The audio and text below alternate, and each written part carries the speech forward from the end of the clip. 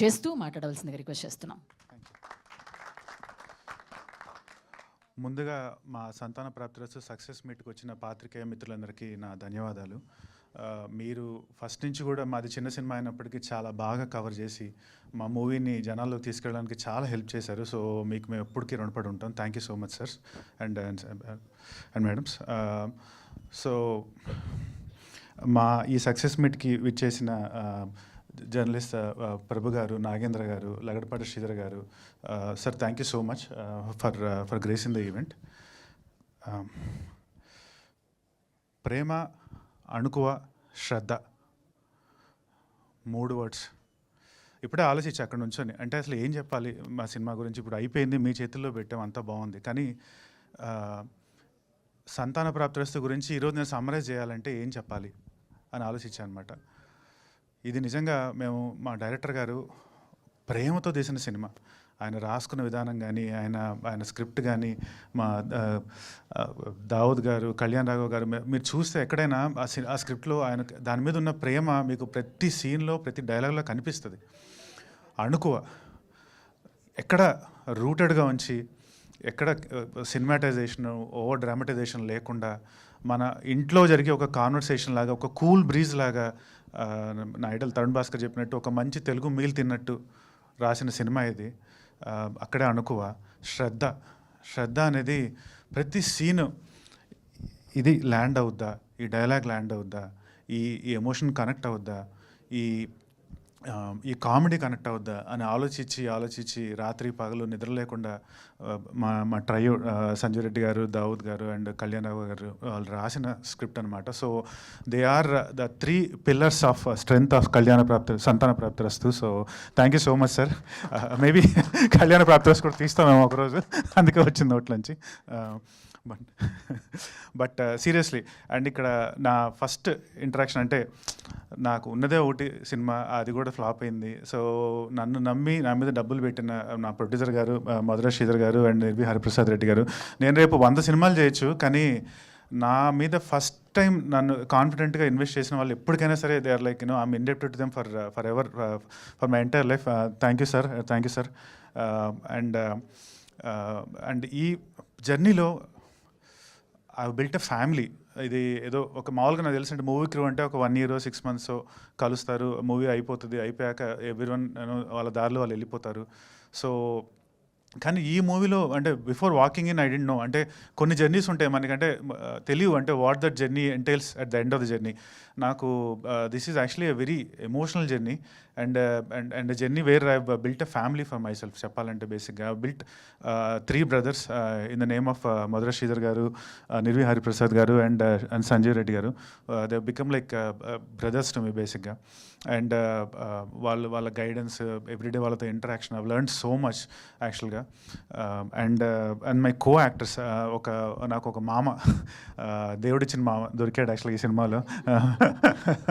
ఇప్పుడు కూడా నేను అంటే ఫోన్ చేస్తే మామ ఏందే చెప్పు అంటే మామూలుగా అట్లా అలవాటు అయిపోయింది నాకు. అంటే సో మనకి ఎక్స్టెండెడ్ ఫ్యామిలీలో ఒక మామ ఉన్నట్టు నాకు ఒక మామ దొరికాడు అనిపిస్తుంది యాక్చువల్గా. ఇప్పుడు కనిపించిన అదే, ఈ మామ ఎట్లున్నావు అని అడిగా. సో ఒక మామ అండ్ కొంతమంది మంచి మిత్రులు, అభినవ్, తరుణ్ అండ్ వెన్నెల కిషోర్ దొరికారు నాకు ఈ జర్నీలో. I was very happy. తరుణ్తో స్క్రీన్ షేర్ చేసుకోవడం అనేది it was a dream for me. And నాకు సెకండ్ మూవీలోనే అది అవుద్దని నేను ఎప్పుడు అనుకోలేదు.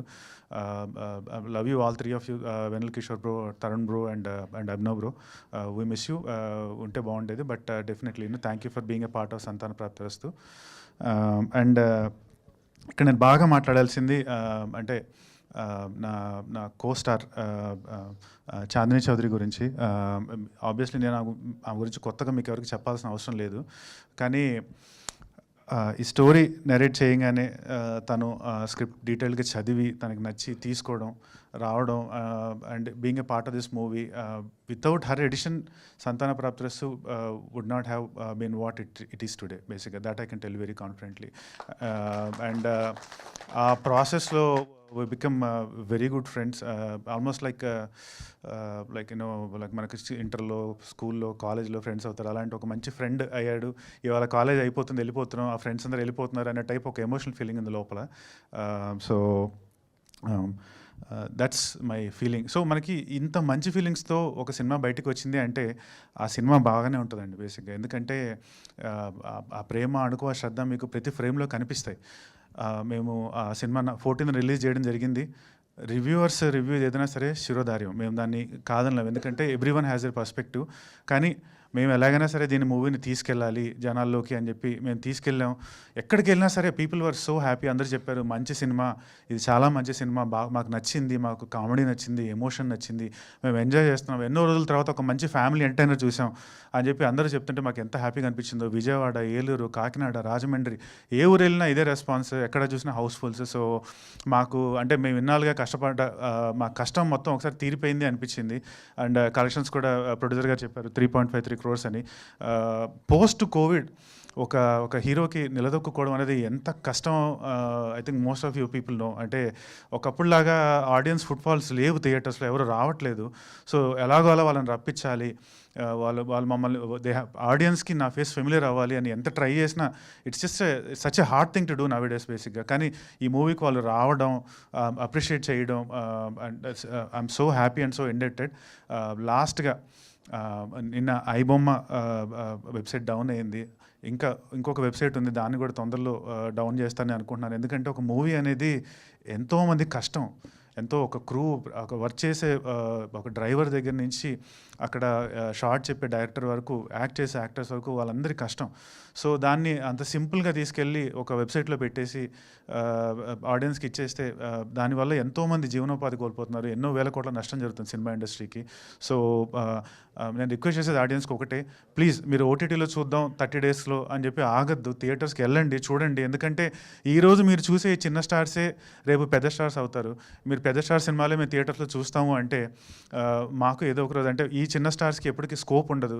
సో దయచేసి I'm requesting all the audience, please థియేటర్స్కి వెళ్ళండి, సినిమాని చూడండి, encourage movie, encourage cinema. Thank you so much. Thank you Vikranth గారు, thank you very much. And ఇప్పుడు గెస్ట్లందరూ అలాగే ప్రొడ్యూసర్స్ వాళ్ళందరూ కూడా టీమ్